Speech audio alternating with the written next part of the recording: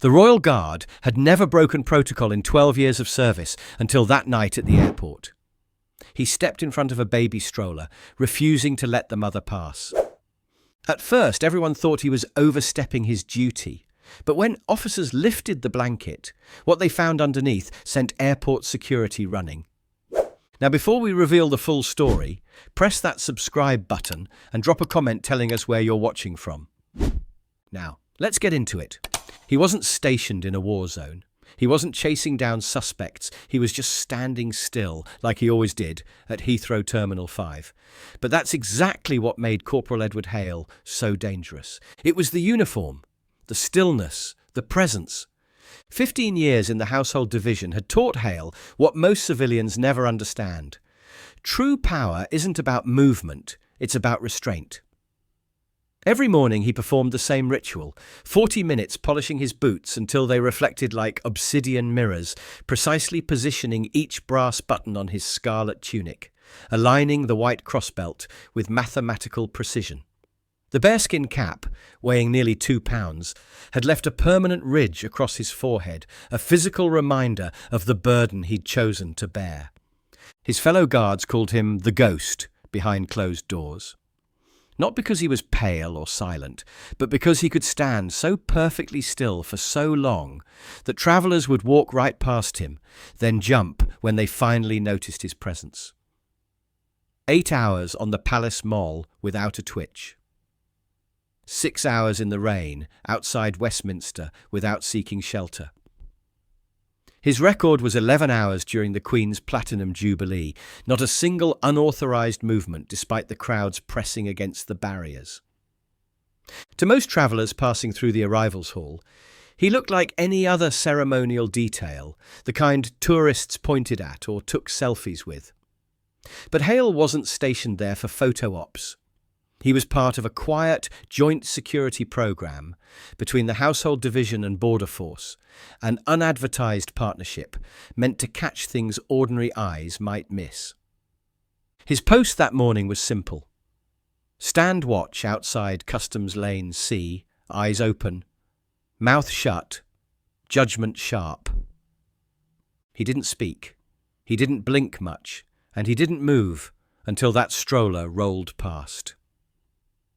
The woman pushing it was trying hard not to look rushed, but Hale noticed anyway. Her stride was too measured, her smile too fixed. And her grip on the handle, white-knuckled, not motherly, possessive.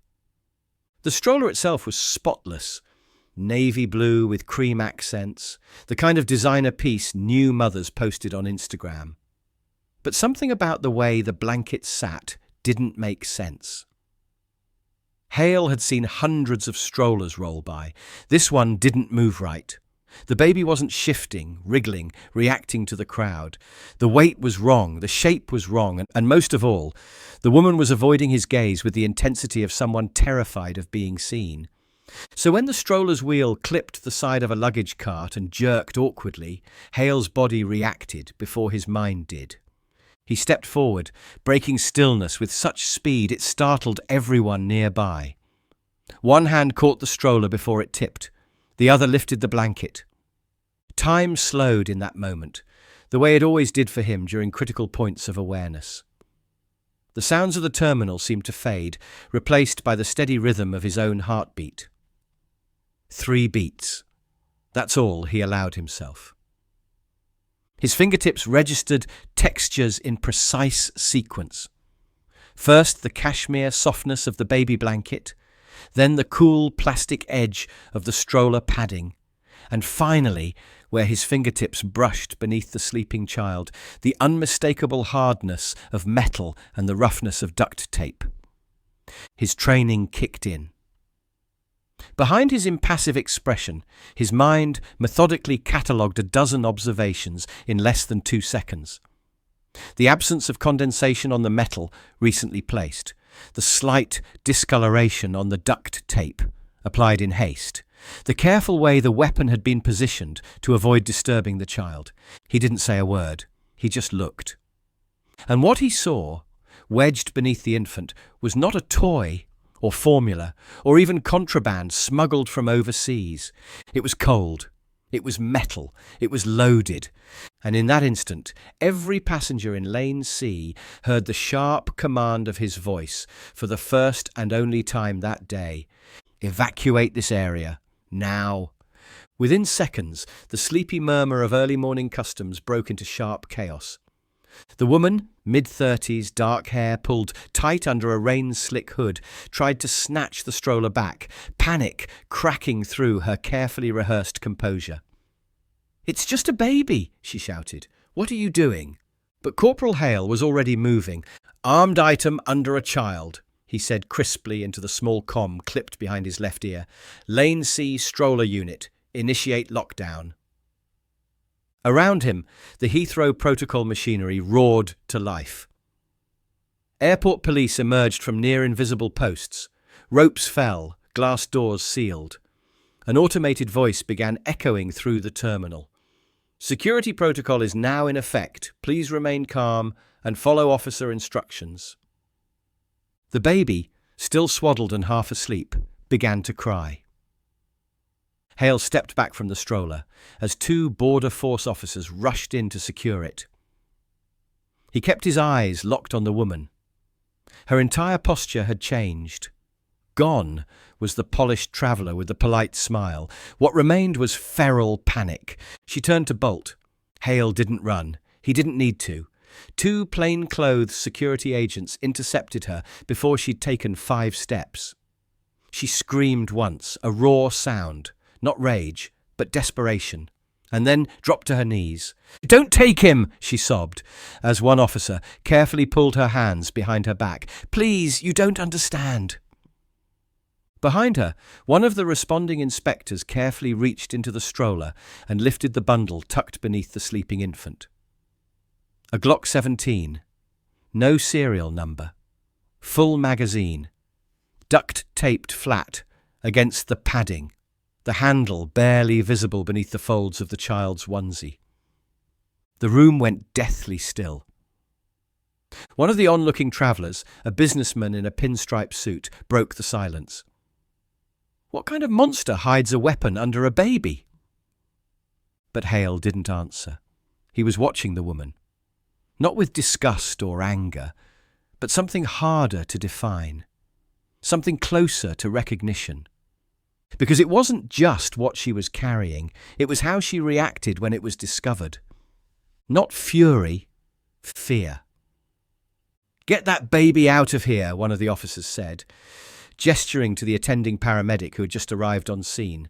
The child, unharmed but flushed and distressed, was transferred gently to a waiting cot.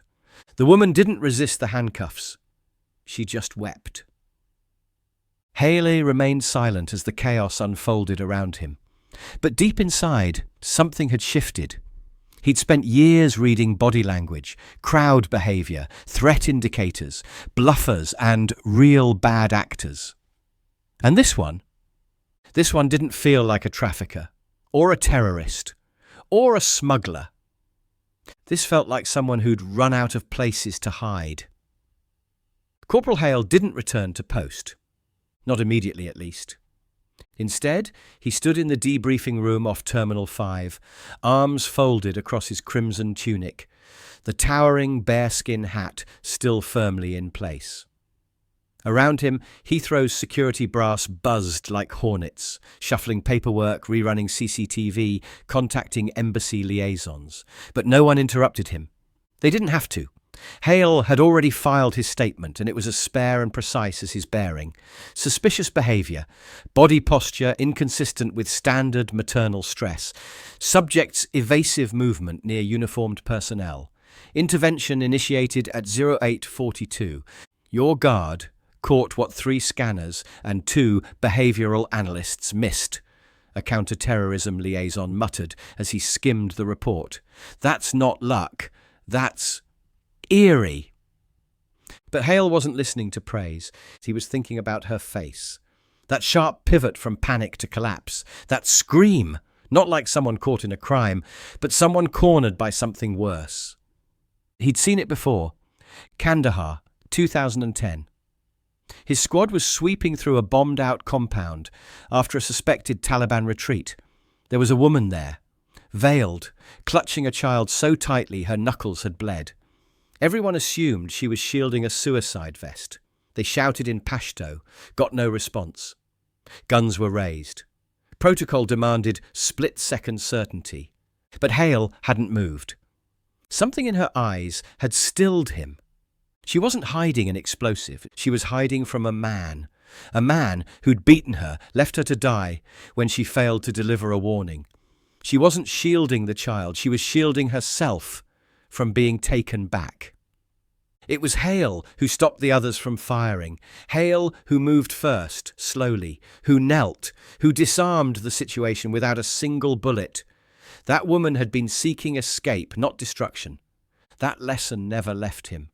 And now, here it was again, repeating through the steel and glass of London's busiest terminal.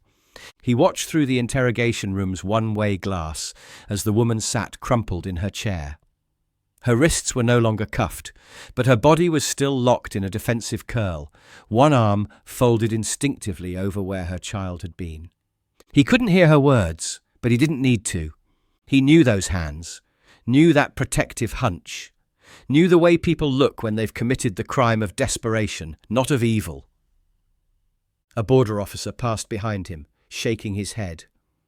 How the hell did she get that gun through Seoul's security, let alone ours? Hale answered softly. People who've survived controlling men learn how to hide things in plain sight. The officer gave him a sideways glance. You think this was, what, a battered mother running from someone worse? Hale didn't reply, because he didn't need to think. He knew. And if there was one thing he'd learned in all his years standing still for the world to pass him by, it was this. Sometimes the ones who break the rules are the ones who were broken first. The child was safe, and that was the most important thing. Medical staff had confirmed the boy was unharmed, frightened, dehydrated, but untouched by the loaded weapon that had been nestled beneath his stroller cushion.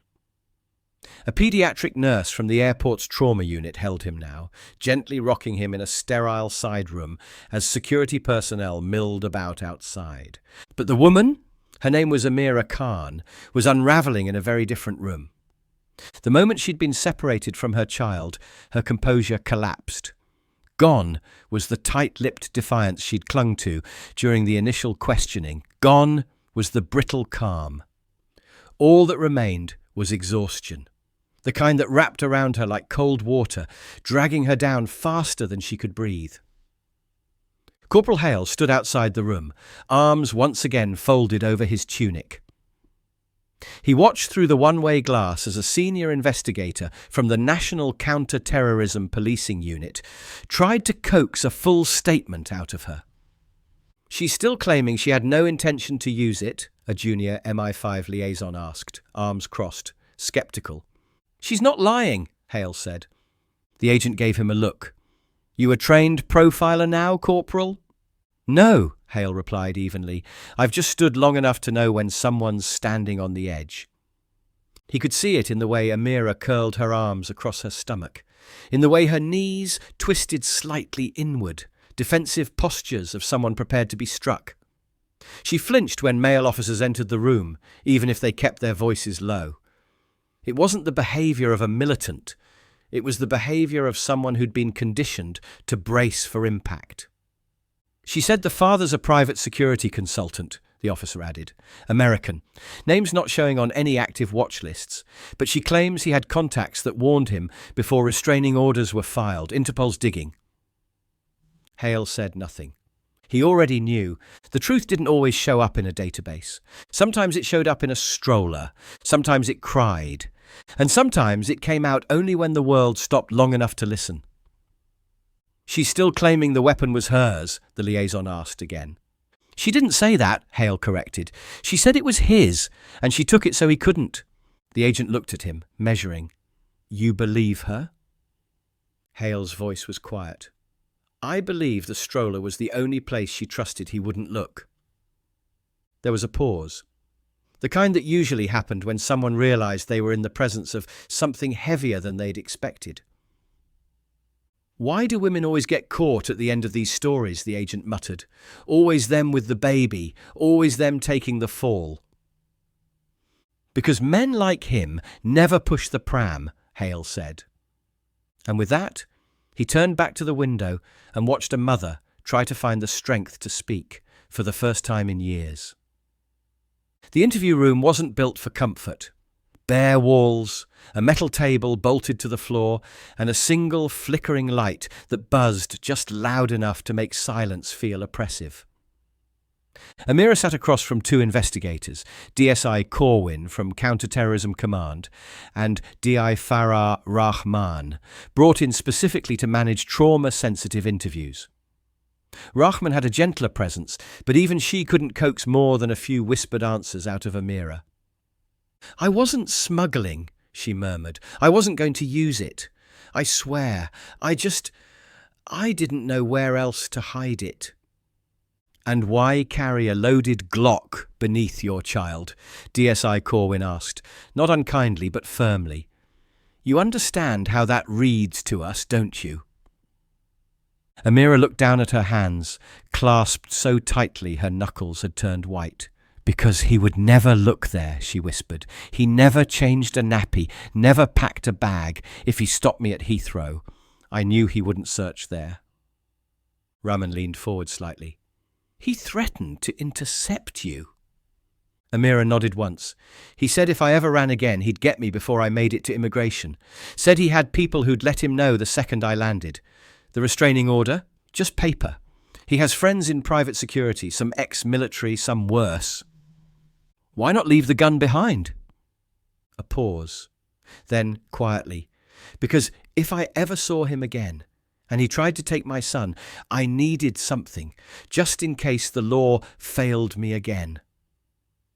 Her eyes glistened, but no tears fell. The crying had passed. What was left was the ache of someone who'd prepared herself for the worst and expected no rescue. Corwin stood, motioning Rahman out into the hall. Hale, still stationed quietly outside the room, watched them through the one-way glass. "She's not lying," Rahman said. "Everything in her body language backs her up. She's not defensive, she's not rehearsed, she's just tired." Her documents were altered. Birth certificate, travel itinerary, flight origin. Corwin hesitated. "But that all checks out with desperation, not espionage." Rahman folded her arms. "You've read the medical record from South Korea. The bruising, the CT scan on her wrist, the old fracture that was never treated."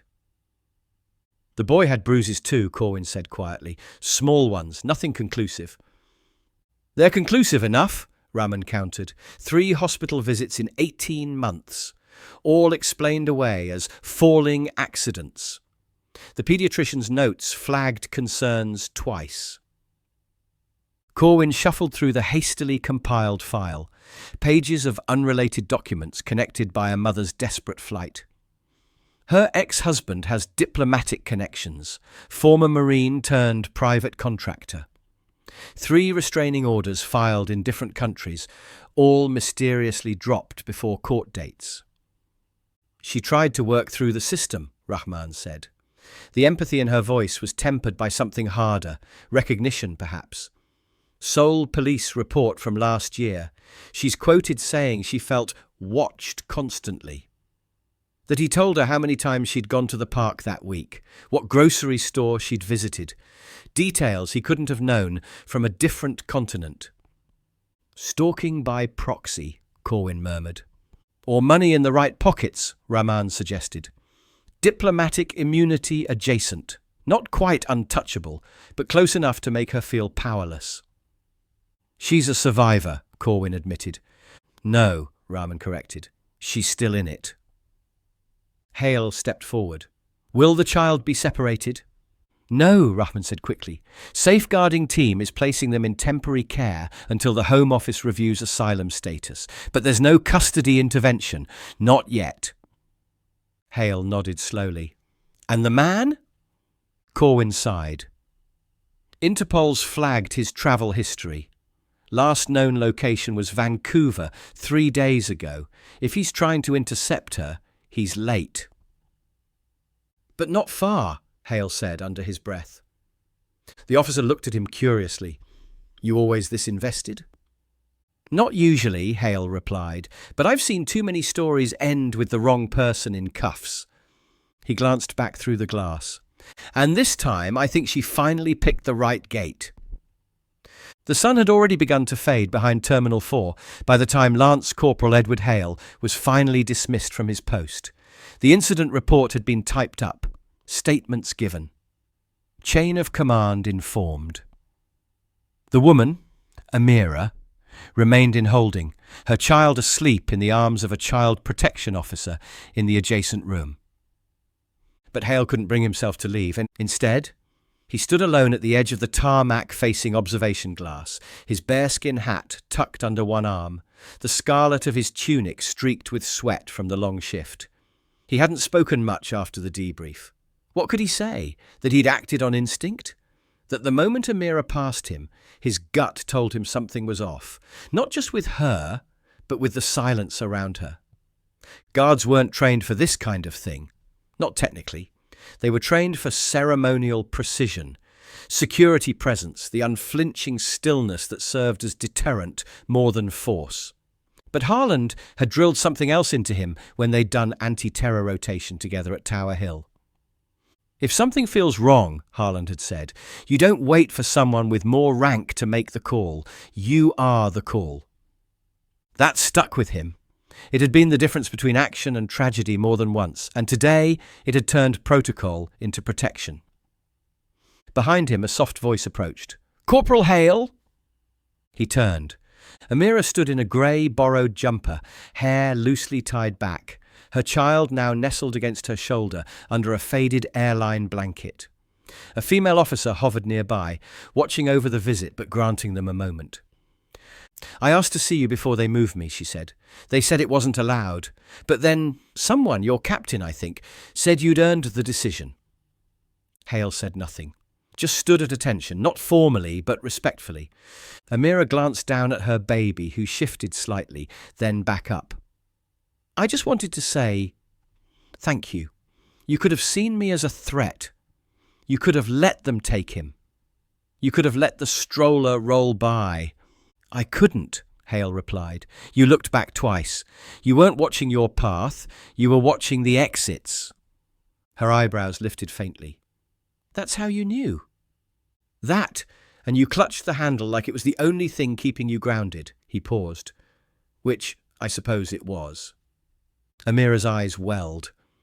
You don't know how many times I've prayed someone would just see what was happening, not just the cover story.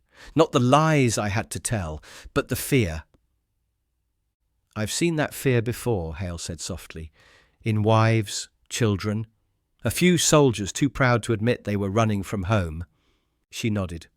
Well, you stopped me, but in the best way possible. He gave a subtle nod. You did the brave part. I just paid attention. Amira looked like she wanted to say more, but instead she held his gaze and whispered, You were the first person in 3 years who didn't look through me. And then, quietly, she left. Hale stood alone again, but this time it didn't feel like silence. Back in the customs control room, the report had already made its way up the chain. Not just the standard paperwork, but the informal whispers, the kind that spread between duty stations and across agencies faster than official emails ever could. Royal Guard intercepted a concealed weapon under a child in a stroller. It didn't take long before someone tagged it as one of the most unusual security alerts of the year. Corporal Hale sat at the metal table in the supervisor's office, still in full dress. His bearskin sat beside him, brim darkened by the sweat from hours on post. Across from him, Senior Officer Calvert finished rereading the incident file. You've put me in a bit of a bind, Hale, Calvert said without malice, just weariness. Technically, you weren't supposed to engage. She passed through the security funnel, sir, Hale replied calmly, but not through the ceremonial perimeter. My orders were to observe and hold. I held. Then I acted. Acted as what exactly? You're not CBP. You're not Heathrow staff. No, sir. I'm a guard. He said it evenly. I represent the Crown, not the cameras, and I wasn't about to watch a child sit over a loaded weapon on my watch, no matter the jurisdiction. Calvert didn't respond immediately. He flipped the file closed and leaned back in his chair, exhaling through his nose. You know, the Chinese delegation was here 2 weeks ago. Their military attaché asked why we had statues at our terminals. I told him statues don't fill out incident reports. Hale didn't smile, but something in his shoulders eased. Calvert stood, walked to the cabinet, and returned with a file marked Red Stripe, Civilian Interaction Noted. He set it down on the desk. This is unofficial. A commendation without ceremony. No press, no interviews, no glory. Wouldn't want any, sir. Calvert gave a dry nod. Didn't think so. He reached for his mug, then paused. There's something else. Customs tracked the serial number. That Glock was flagged in a Joint Terror Watch database last year. Potential interstate trafficker. Amira's story checks out. And, thanks to the footage, they're going to press charges against her ex, possession, intent, threats, and conspiracy. Hale blinked slowly. So? She's free? She's in protective custody now. They'll get her to safety. Hale stood. He picked up his bearskin and tucked it under his arm with quiet precision. Then we've done our job. Calvert offered a final nod. Not bad for a man whose job was to stand still and look solemn. The older officer paused, then reached into his desk and pulled out a sealed evidence bag. Inside was a small tattered stuffed rabbit, its fur matted and one ear partially torn. The boy's been asking for this. It was caught in the stroller mechanism during the security sweep. Cleared now. He slid it across the table. Thought you might want to be the one to return it.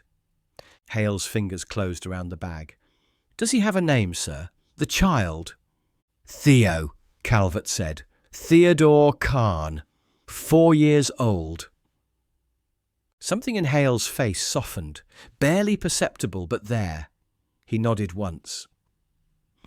20 minutes later, Hale stood outside a small playroom in the family services wing. Through the observation window, he could see Amira sitting cross-legged on a padded mat, watching as her son stacked plastic blocks with intense concentration. A social worker sat nearby, taking notes but maintaining a respectful distance. Theo looked up and saw Hale through the glass. For a moment, the boy stared at the red uniform with wide-eyed wonder, then broke into an unexpected smile. Hale entered silently and knelt down, his movements deliberately slow and gentle. With formal precision, he extended the stuffed rabbit. I believe this belongs to you, young man, he said softly. Theo reached out and clutched the rabbit to his chest, burying his face in its worn fabric. Amira's eyes filled with tears. His name is Hopper, she whispered. He's had him since he was born. Hale nodded. A loyal companion. The only constant in his life, Amira said, her voice barely audible. Hale stood to leave but paused at the door. You're both under Crown protection now, he said simply. Remember that. Outside, the airport hummed as it always did. Flights arriving, families reunited, suitcases wheeling over slick tile. Hale stepped back into position near the archway, once again just a ceremonial fixture in the eyes of most travellers. But today, he wasn't standing there for tradition. He was standing there because someone, somewhere, was still watching, still calculating escape, still rolling a stroller toward a gate, hoping no one was paying attention. And he would be. Would you have spotted the danger just by watching a mother push a stroller through the terminal? And if it were your post, would you have stepped forward, knowing you weren't supposed to? Let us know in the comments. We read every single one.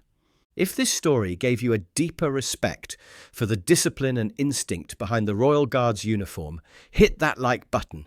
It helps more than you know. And make sure you're subscribed with the bell icon turned on, because we upload stories like this every single day.